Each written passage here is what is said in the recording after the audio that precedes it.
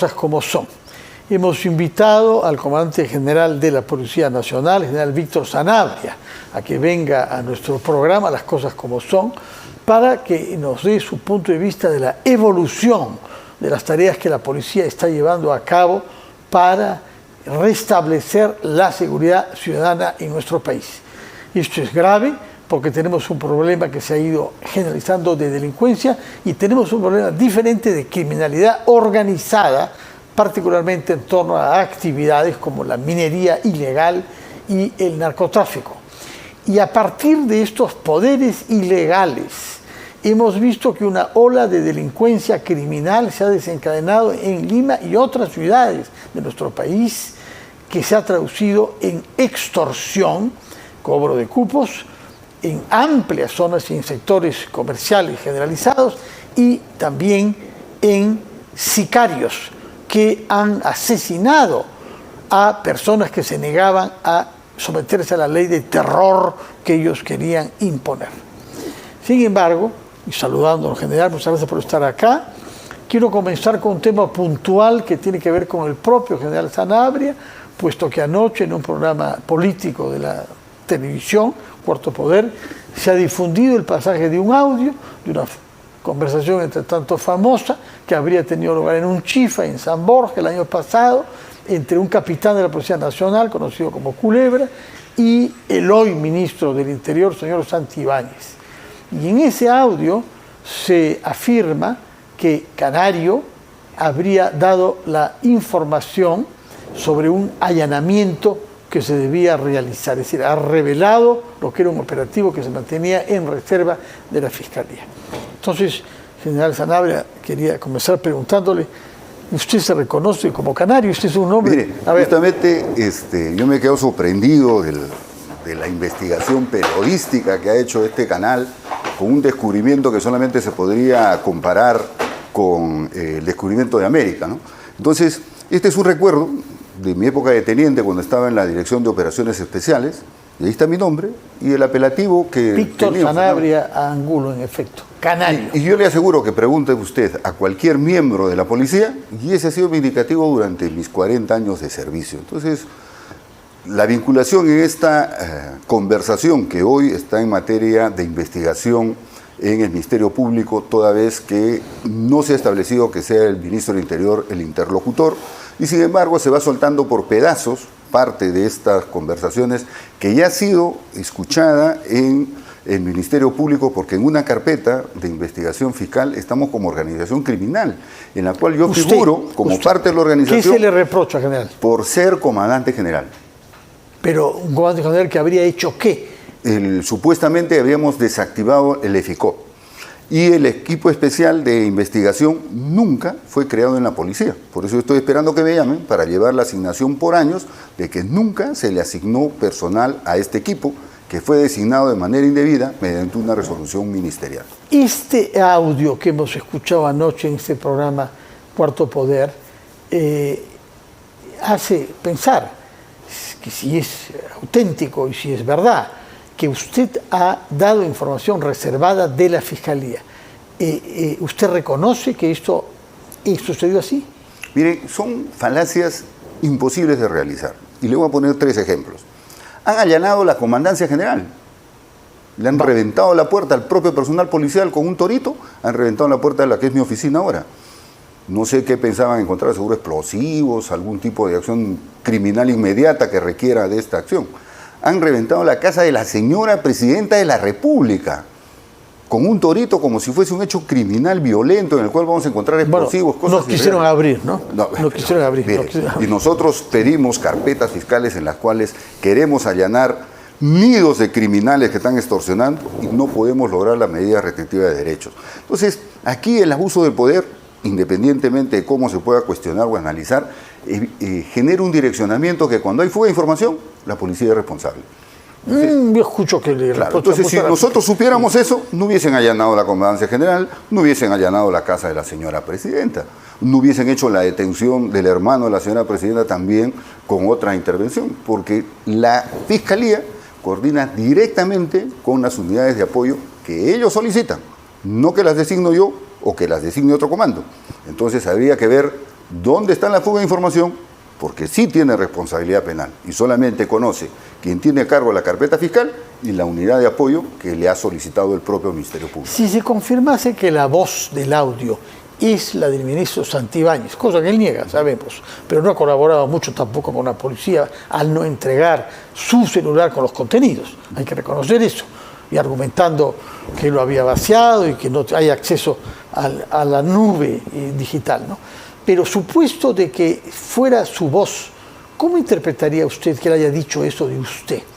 Pero ahí es una conversación en la cual se dan hechos con supuestos, con menciones de casos y cosas que no existen. Ejemplo, van a allanar la casa del presidente. Eso ha sido mayo, perdón, del ministro. Ha sido mayo.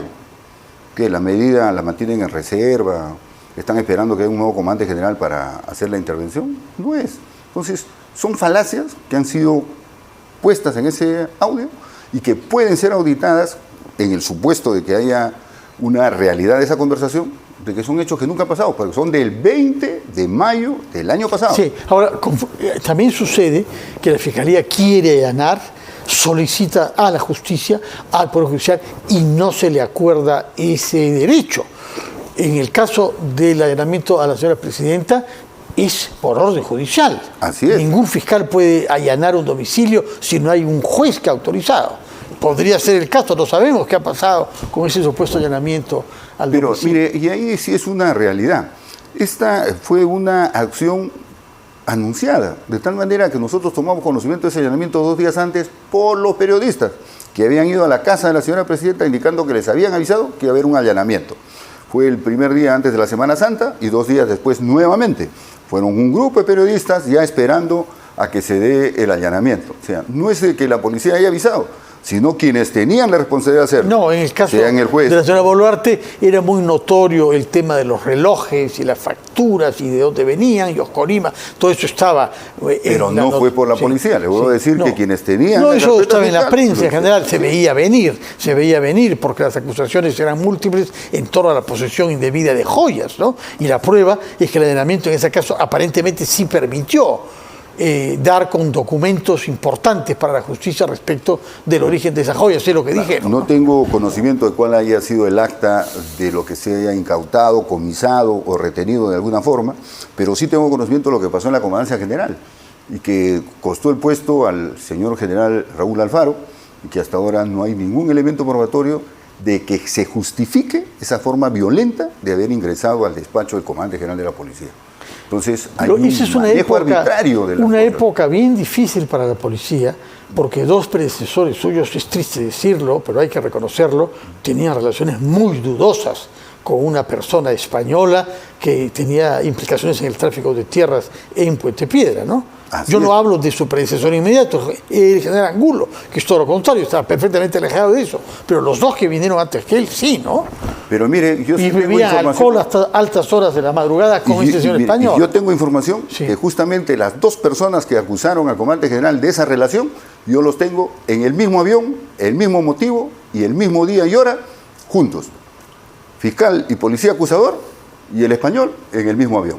Entonces, ¿de qué hablamos? Para unos sí es malo reunirse con él y para otros es un elemento de colaboración de información eficaz. Yo creo que no es lo correcto. No, hay cosas muy turbias en torno a lo que ese señor hizo. Yo visité esa zona alta de Cieneguilla en el límite con Caraballo y era una zona liberada. Sí. Estaba bajo control de unas personas extrañas y que no dejaban entrar ni a la Policía Nacional. Cuando usted asume la Comandancia General, para terminar con este tema, recibe un informe sobre lo que había pasado y las implicaciones de sus 2 predecesores. No Angulo, repito, que él nunca fue cuestionado. Los otros estuvieron antes. No, nosotros, este es mi 6º año de coronel, he tenido la responsabilidad de comandar la Dirección Nacional de Orden y Seguridad y también el Comando de Operaciones. Y ya hemos ido analizando con tiempo, justamente el comando que tenemos ahora con el general Oscar Arriola y el general Beli Noriega, nos permitió ver cómo estaba la realidad de lo que recibíamos, que nos ha tocado bailar con la más fea, como siempre decimos, ¿no? Pero hemos tenido la misma experiencia de los años. Quien derrotó al terrorismo han sido las fuerzas especiales, ha sido la DIRCOTE, donde está nuestro general Arriola, donde está el que habla, las unidades de investigación que ha trabajado el general Belis Noriega. Y ahora estamos enfrentando lo mismo, pero con un gran problema. un manejo muy desleal de que son las actividades de policía. Nosotros el año pasado hemos hablado ¿Quién tiene ese manejo desleal? Muchos intereses hay, lo hemos hablado, por ejemplo, las economías paralelas, como la minería ilegal, como la trata de personas, como el tráfico de armas, que estos ahora están juntos y generan situaciones económicas tan fuertes que el crimen, por explotarlas, daña a los ciudadanos que están en ese entorno. Le pongo el caso del INSE. Un trabajo sexual en un hotel, ponen un explosivo y los dañados son los vecinos. ¿Qué tienen que ver los vecinos con el trabajo sexual que realizan en ese hostal? Entonces, ¿y por qué se genera? Porque hay una situación económica en la cual pueden pagar por esos servicios, que ahora ya no están en la calle, no es un comercio callejero, sino es toda una organización que lo hace con llamadas telefónicas, con organizaciones que pueden llevar damas a un lugar ya determinado. Entonces, todas esos intereses criminales se manifiestan en desprestigiar la labor que hace la policía. 350.000 detenidos en flagrancia, ahorita llevamos 20.000. Entonces, pueden acusarnos de todo, pero de que no estemos trabajando, no. Estamos dando dura pelea. Y el año pasado dijeron, ¿no? Sí, hay más muertos en el 2024 que el 2023. Sí, 41 muertos más. Pero ahí hay 23 policías que no hubieron en el 2023. 23 policías que murieron a manos de delincuentes, de criminales, por justamente defender a la sociedad. Muy bien. Por otra parte, se han dicho también una serie de otras afirmaciones respecto de usted. ¿Qué tiene que decir a quien lo acusa de haber trabajado en coordinación con el gobierno más que con la independencia de la justicia? Pero mire, yo le pongo, y eso es fuente abierta para que verifiquen, las acciones que hacemos con la señora presidenta, que es la titular del gobierno, están estipuladas para el Consejo Nacional de Seguridad Ciudadana y algunas otras responsabilidades en orden interno e inteligencia. Después, la relación con el gobierno es a través del ministro del Interior, tal y como está estipulado en la Constitución. Entonces, no van a poder acusar de que el señor Sanabria se reúne ocultamente con agentes del Estado. Ninguna. El Premier, cuando hay un acuerdo de Consejo de Ministros y una acción que tiene que hacer la policía, lo hace a través del ministro. Nosotros exponemos si se puede aplicar o no y se desarrolla de esa manera. Pero, sin embargo, y ahí viene la mezquindad de aquellos opinólogos sobre la seguridad pública que no reconocen el trabajo formal que hacemos nosotros y todo lo vinculan a hacer algo malo. O sea, si nosotros estamos generando una acción de fomentar la cultura de la seguridad comunitaria con las juntas vecinales, le están diciendo que están haciendo carrera política. Yo no tengo nada que ver con la política. Yo con mis 40 años de policía, suficiente para realizar a mi familia. Sí, bueno. Pero algo que se ha chocado son las decisiones que se han tomado sobre la DIVIAC. Porque la DIVIAC había sido creada en el 2016, un cuerpo policial de élite, como los que ha mencionado usted, el GEIN en particular y Discote, y de pronto comenzaron a ponerle trabas y dificultades. Pedro Castillo el primero, pero se resistió, el ministro del Interior de la época resistió, y se resistió hasta este último periodo. ¿Por qué ha habido la actitud hostil hacia DIVIAC y las dificultades que eso ha generado para la colaboración con el FICOP? El problema es que el manejo de recursos especiales, que es una asignación millonaria a estos grupos, se hace con rendición de cuentas de declaración jurada. O sea, yo puedo disponer en un operativo, no sé porque no tengo acceso a esa información, cuánto ha costado la operación de allanamiento de la casa de la presidenta, sí, que lo han justificado con declaración jurada. Sí. Y esa administración requiere un nombramiento mediante resolución de la Dirección de Derechos Humanos que hace la propuesta. Pero acá de manera indebida, y desde hace años, nombran con una resolución ministerial un equipo de oficiales para que manejen recursos asignados a drogas, asignados a lucha criminal, para hacer investigaciones de carácter político. Políticos, dice usted, a jefes políticos. Así es.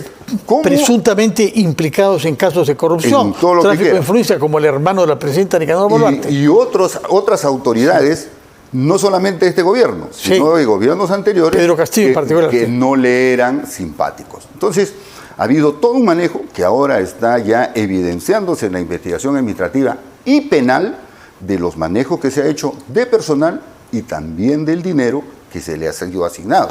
¿Hay una investigación en curso en qué nivel? En el sistema administrativo disciplinario De la y policía. también en lo penal. Y ese sistema administrativo no lo hace con hostilidad hacia la DIVIAC inspirada por el ministro y otros jefes, quizá usted mismo. Por ejemplo, mire, lo que ha ocurrido este domingo en Canal 4, que el capitán ha hablado de mi persona, Sí. que yo soy el comandante general, Sí. y nosotros tenemos un régimen disciplinario. Entonces, se le está abriendo su investigación administrativa disciplinaria por falta muy grave. Entonces, ¿qué va a decir? ¿Que es una represalia? Yo le he dicho que salga en televisión a hacer eso. No. Las otras actividades Ahora, que se han él no sancionado... salió, ¿no? Es han un sido- audio de él y las afirmaciones no las hace él. ¿Cómo que no? Las Su hace abogado salió diciendo Santibáñez. que él ha prestado esa declaración y él la ha presentado como prueba del Ministerio Público. Y al haber sido evidenciada en un medio de comunicación, está atentando con la investidura del comandante general. No de Víctor Sanabria, Sí, pero, del sí, comandante pero, general. pero no podemos decir que es el señor Culebra, alias Culebra, que ha llevado eso al canal, no lo sabemos. Él ha llevado a la fiscalía donde correspondía y las afirmaciones las hace su jefe, que es el ministro del Interior Santibáñez, no Culebra, que es su Él hace el subordinado. comentario. Sí. Él hace el Que comentario sobre usted el comandante. ha prevenido sobre allanamiento. Eso lo hace Así es. Santibáñez. Así es. Entonces, ahí viene, ¿no? No, pero es una represalia. Yo le he dicho que salga a hablar o que presente el documento. No. Yo he buscado desde mayo decir que él ha presentado un documento que afecta la imagen del comandante general. No. Ha ocurrido el día de ayer. Inspectoría está adoptando las medidas y veremos cuáles son sus descargos. Bueno, en la liquidación. nos informa sobre eso, nos importa que los cuerpos de élite de la policía puedan funcionar sin estar temiendo que el jefe de turno los vaya a disolver o sancionar. Porque el objetivo, como usted lo ha subrayado siempre, es garantizar la seguridad de los peruanos.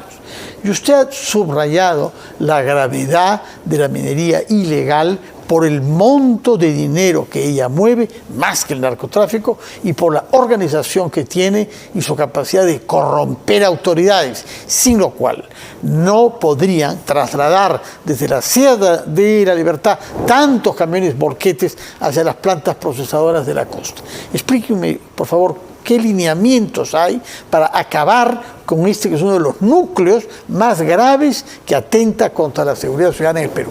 Mire, la minería ilegal genera un alto nivel económico que tiene.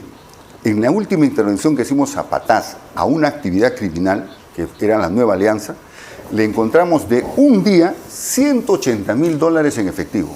De un día, de uno de los grupos que hurta y roba mineral. Entonces, como usted bien lo ha mencionado, tiene un alto nivel corruptor. Por eso que el gobierno ha nombrado ya a una persona que está haciendo el alto representante contra la minería. El general García Esquerre. Así es. Y él está articulando, la semana pasada había una reunión ya con todos los operadores del Ministerio del Interior, pero también comprometer a otros ministerios y a los gobiernos regionales. Porque recuerde que los gobiernos regionales son los que dan los reinfo. Y un mal uso del reinfo es el que ha generado esta condición económica paralela a la minería formal y a la que está por formalizarse. ¿Dónde se ha registrado este mal uso del reinfo? Le pongo un ejemplo. Una empresa cualquiera tiene una concesión minera que el Estado le da para minería formal. Vamos a poner Las Bambas. Y sin embargo, le dan reinfo en esa concesión minera, cuando la ley prohíbe que se dé en el lugar concesionado por el Estado. ¿Cuál es la excusa? Como el reinfo se genera en la ciudad donde funciona el gobierno regional, entre paréntesis los encargados desconocen las coordenadas exactas donde opera la minería ilegal. Entonces, ¿qué hace? Como el caso de Patás, se pone paralelo a La Poderosa, a 1 kilómetro, hace un túnel y ya está hurtando mineral de la minería formal. El problema es cómo lo vende. ¿Cómo lo vende siendo ilegal, hurtado y robado? Como otros reinfos se prestan para declarar que ha sido extraído en esos socavones y lo sincera, entre comillas, de dos formas. Lo bancariza, legalizando el dinero del robo del oro, o le dan efectivo, por lo que genera también situaciones de riesgo en el cual los criminales saben quiénes tienen dinero efectivo y por eso piden los altos rescates, $2 millones, $10 millones de soles, porque los criminales averiguan que ellos manejan dinero de la minería en efectivo y es por eso que piden esas altas sumas de dinero. Usted ha siempre insistido en que la criminalidad está llegando a niveles que pone también bajo amenaza la seguridad nacional.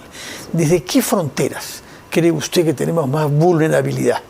Bueno, bien, nuestras fronteras lamentablemente fueron diseñadas para un control de invasión territorial externa, es decir, posiblemente un conflicto armado. Por eso que tenemos puestos de vigilancia cada cierta cantidad de kilómetros alrededor de todo el Perú, pero no para controlar migratoriamente. Y le pongo el ejemplo de Puno, en Desaguadero, el puente donde están migraciones y la policía, la gente pasa por ahí y hace control migratorio. Sin embargo, usted camina 20 pasos, hay una embarcación fluvial y lo cruza de un lado al otro sin ningún control. Entonces, ese es nuestro problema migratorio. Y hoy, la conflictividad social que tiene Bolivia, los problemas que está enfrentando Colombia con este desacuerdo que tiene con Estados Unidos, el problema de la reelección de Maduro en Venezuela y la alta criminalidad en Ecuador va a generar una migración mayor, que ya tenemos 2 millones de migrantes aproximadamente y calculamos que este año sea 1 millón más. Ahora viene la pregunta, ¿y por qué migran al Perú? ¿Estamos mal económicamente? ¿No hay seguridad? ¿Los niveles de violencia son peores que en su país? ¿O vienen porque están más tranquilos acá dentro de todos los males que tenemos? Sin duda, y hay más libertad. Más libertad. En algunos campos excesiva, como la minería ilegal, que también ofrecerá trabajo a algunos de esos ilegales en nuestro país. El tema de la frontera con Bolivia, ¿a usted le parece particularmente preocupante por la migración económica o hay alguna otra razón que signifique una amenaza? Mire, yo me quedé sorprendido, pese a que tenemos mucho conocimiento, cuando el Tren de Aragua baja por toda América, copa la primera actividad criminal también que es bastante productiva, que es la trata de personas para el trabajo sexual. Lo copó Ecuador, copó Perú, y donde hay un campamento minero, antes que un restaurante aparece un centro de trabajo sexual. Y en Chile ha tenido un elevado número de muertes violentas y criminales. ¿Por qué? Porque el Tren de Aragua se ha enfrentado con una organización criminal de Bolivia que administra la trata de personas en Chile. Entonces, cuando ésta se vea en problemas de migrar hacia el lado sur, que tiene gran cantidad de minería, Madre de Dios en Huaypetu, La Pampa, Tacna, Moquegua y el propio Arequipa, y Puno inclusive, va a venir el trabajo sexual, regentado por la criminalidad.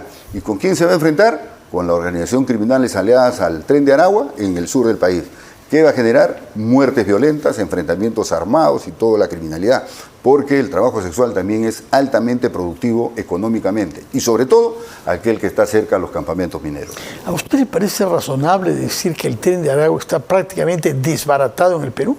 Nosotros lo hemos desarticulado.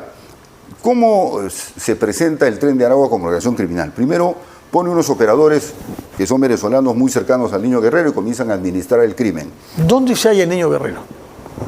Se fugó de Venezuela, se supone que está entre México y algún país de Centroamérica, pero él sigue administrando la actividad criminal, incluyendo algunas actividades en Estados Unidos, motivo por el cual lo han declarado un movimiento terrorista. Organización terrorista internacional, Trump, hace 3 días, sí. Los 3 que vivieron de esa secuela directa de la argolla o el grupo cercano al Niño Guerrero están en Chayapalca. Nosotros lo hemos detenido, pero sus brazos y sus tentáculos hacen alianzas con organizaciones criminales nacionales y otras... ¿Cuáles organizaciones nacionales?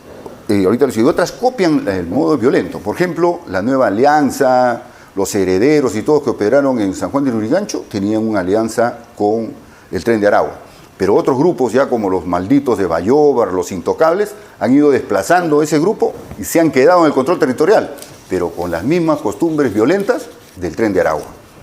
El sicariato, la extorsión con explosivos, hemos presentado explosivos accionados a distancia por radiofrecuencia, o sea, una especialización y tecnificación de la amenaza con explosivos que no es nacional. Yo trabajo en operaciones especiales y el manejo de explosivos que se da como estos adolescentes que van a Trujillo y que varios se han autolesionado al iniciar la mecha, y ya con esto de seguridad. Uno, que lo deja, tiene más tiempo para accionarlo, la cámara no lo filma, y segundo, lo acciona a distancia con total seguridad.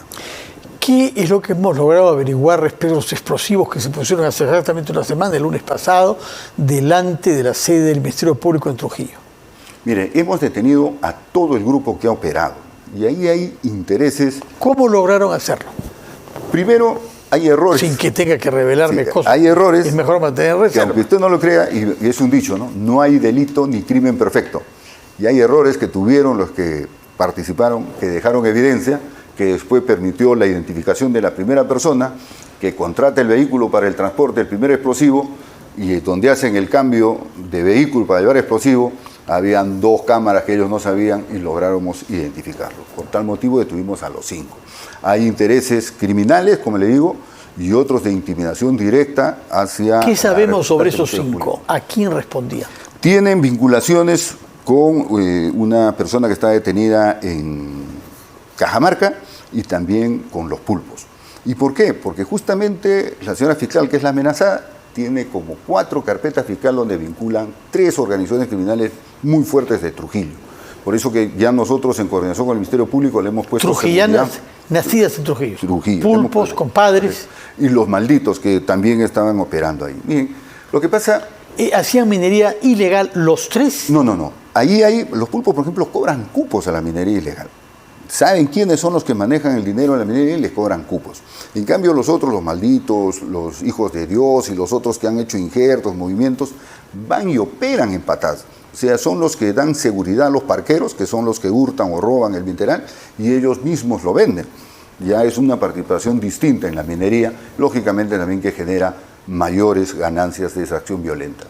De acuerdo. ¿Por qué es que Trujillo se ha vuelto el epicentro de varias formas específicas de criminalidad? 2 cosas. Todo el dinero que se genera en Patás, que es una zona inhóspita, muy complicada, más de 14 horas de viaje para entrar, tiene que tener un lugar de esparcimiento, un lugar donde blanqueen dinero y están. Y lo podemos ver en todos los lugares de discotecas, restaurantes y el tipo de vehículos que circulan en la ciudad. Y el negocio inmobiliario, se está vendiendo casas de lujo. Y cada uno ve un edificio más grande, más moderno, más caro, y los vehículos que están enfrente, vehículos cada vez más caros, y como decir, ¿no? Yo tengo más que tú, y la evidencia de lavado de activos es totalmente Estas visible. Capturas que han logrado usted, según nos dice, de grupos oriundos, trujillanos, pero también de miembros del Tren de Aragua, ¿qué nos permite prever sobre el desarrollo durante los próximos meses?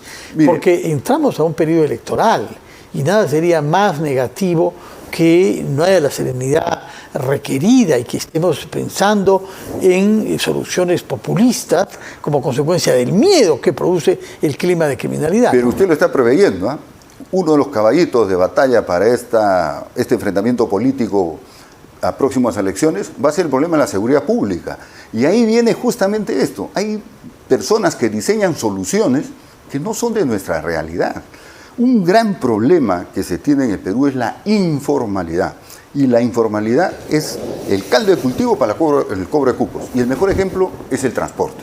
El transporte, con toda su informalidad, es hoy el más golpeado por las actividades. Y hemos visto los asesinatos que se han cometido por sicarios en la vía de evitamiento y en otros lugares a transportistas públicos que se ganaban la vida manejando sus microbuses o sus buses, ¿no? Y todas las organizaciones que hemos detenido vinculadas a la extorsión del transporte empiezan con los paraderos informales. Y de ahí atacan a las empresas formales que pasan por el espacio geográfico en que ellos ya han intimidado a los ciudadanos para cobrar cupos. ¿Eso está mejorando? Está mejorando. Sí. ¿Y cómo? Porque la ciudadanía ha comenzado a denunciar. El 2022-2023 no había extorsión, dice, porque eran pocos. ¿No había extorsión o la gente no denunciaba? La gente no denunciaba. Entonces nosotros el 2023, a fines ya de año, y el 2024, hemos hecho una agresiva campaña de sensibilización para luchar primero contra el gota a gota en todos los mercados, que hasta ahora lo mantenemos, y también haciéndole ver a los ciudadanos a través de la línea exclusiva que tiene secuestros para denunciarlo, el mismo 105 que deriva a secuestros y extorsiones las denuncias, y las orientaciones de denuncias, porque hay gente que primero hace la consulta, ¿no? Señor, estoy siendo extorsionado, pero no quiero dar su nombre porque tiene miedo, pero nos da el derrotero de qué grupo es el que está interviniendo y con ello nosotros podemos realizar las capturas inmediatas. Hay una pregunta que he escuchado que se hacen varios sociólogos, estudiosos de la vida social. ¿Por qué hay mucha más criminalidad en Lima Norte que en Lima Sur? Informalidad. El crecimiento desorganizado de Lima se muestra lo que es Caraballo, para el lado de Tupac Amaru, Progreso, y llega ahora hasta Santa Rosa de Quibes, con un desarrollo urbano lineal sin ningún control. Y toda esa parte que eran chacras, cuando hemos ido a liberar a la señora Salazar, yo he trabajado ahí en Caraballo, eso era chacra, ahora está todo construido, con un poco control policial, porque es la misma comisaría de Caraballo de hace 30 años. No le hemos aumentado personal y sigue con un quintuplicada la población.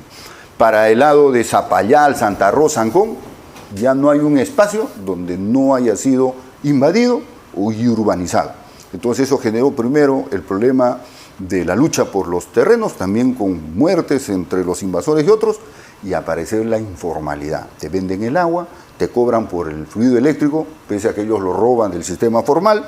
Entonces se generan espacios de dominio territorial donde el ciudadano le es más cómodo pagar un aporte de 5 soles, que parece insignificante, pero tomado de 1.000 o 2.000 ciudadanos que habitan en el asentamiento humano, es muy fuerte. Y en el sur el desarrollo ha sido más controlado porque hay espacios que los ha tomado el comercio formal, ¿no? Por ejemplo, en Villa El Salvador están los depósitos de grandes empresas como Saga Falabella y otros tienen sus depósitos. Están otras empresas que han instaurado formalmente sus lugares de producción. Entonces hay un mayor control. Una de las razones por las que se instala una duda, una desconfianza en la policía, yo coincido que es muy negativo que eso exista en nuestro país, pero no todo es mala intención y no es causado por los opinólogos. Hay hechos como el no haber podido capturar al señor Cerrón. Es un prófugo de la justicia que se burla de ustedes, de los civiles y de los jueces, puesto que sigue haciendo actividad política vía digital. Lo mismo sucedió con el señor Boluarte, y pese a que la situación judicial ha cambiado, y con algunos ministros del señor Castillo. ¿Cómo interpreta usted que la Policía Nacional no haya podido capturar a prófugos tan notorios? Mire, por ejemplo, Quispe Palomino tiene más de 35 años prófugo. Bueno, eso en la selva, metido, protegido, y usted lo sabe bien. Y yo le pongo, de la división de requisitorias, ¿cuántas personas tenemos más de 20 o 30 años al margen de la ley? Nosotros hemos puesto 2 equipos especiales para ver el caso de Cerrón y hemos golpeado, pese a que no ha salido, puntos muy cercanos. Por eso que él ha salido a decir que estamos golpeando bajo al haber intervenido cerca a la casa de su mamá o de la mamá de la persona que lo acompaña actualmente. Entonces, sí, estamos cerca y nosotros seguimos y seguimos. Yo espero que este año lo podamos poner a disposición de la justicia y venir a los medios de comunicación y decirles: costó tanto el trabajo, pero aquí está, ¿no? Como siempre lo hacemos, y esperemos que esto también se cumpla. ¿Se han cometido errores también cuando se anunció, por ejemplo, haber capturado a un Quispe Palomino, justamente número 2, supuestamente, de Sendero Luminoso? Fue un error garrafal cometido por el ministro del Interior que ustedes corrigieron. No lo corregimos, lo que pasa es que la información fue inadecuada cuando se la pasaron al ministro del Interior. Esta persona fue el número 2 en su momento. Hace momento de Guayaga, claro. Tanto estuvo preso por condena y colabora con la policía. Y lo presentan como un criminal. No, y el que tuvo a cargo la investigación, que parece una situación ilógica, fue el general Oscar Arriola.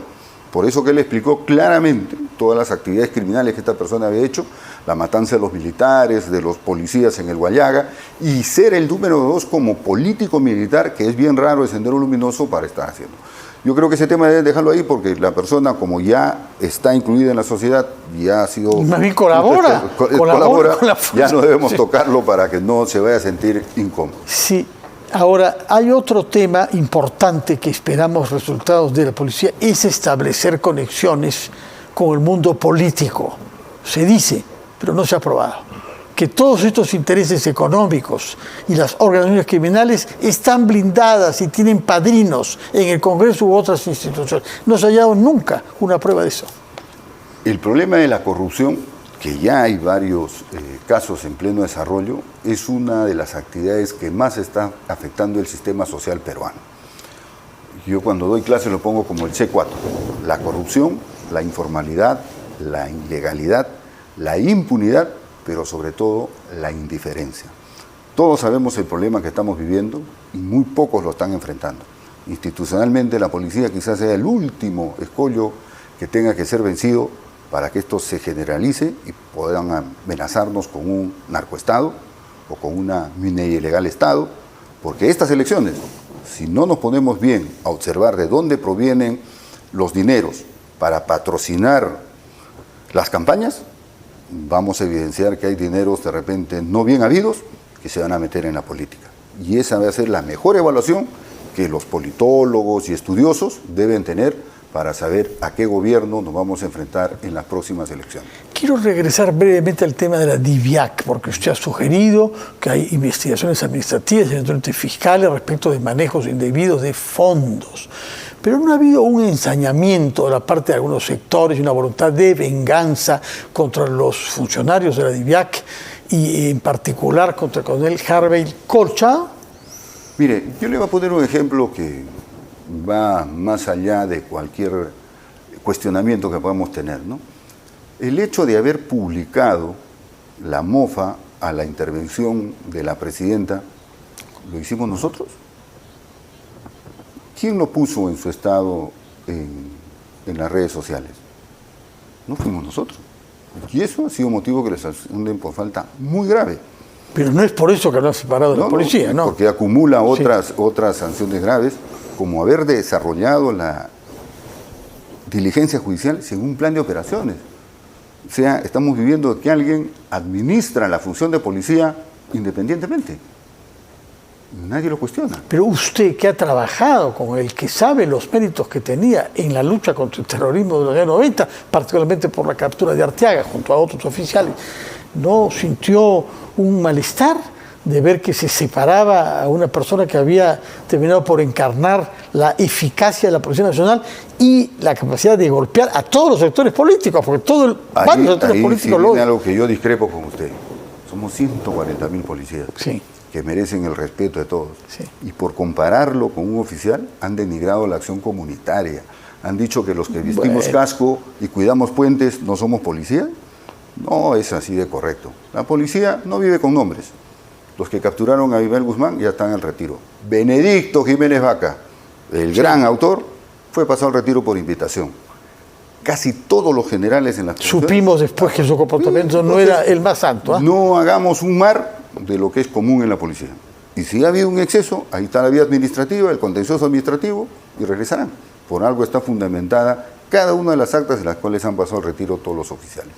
General Sanabria, muchas gracias por haber estado acá. El tiempo nos queda corto, hemos hablado más de lo que se había previsto, pero era importante aprovechar su presencia para que nos confirme que usted siempre ha sido llamado Canario. Nos ha traído este regalo que recibió hace varias décadas, Canario como sobrenombre, y sostiene de que usted no ha dado información respecto de allanamientos que estaban en curso. Y sigo poniendo en duda de que el audio corresponda a lo que verdaderamente conversó el señor capitán Culebra con el ministro del Interior, que por su parte niega que sea su voz. Estamos a la espera de que la Fiscalía verifique técnicamente si corresponde o no esa voz.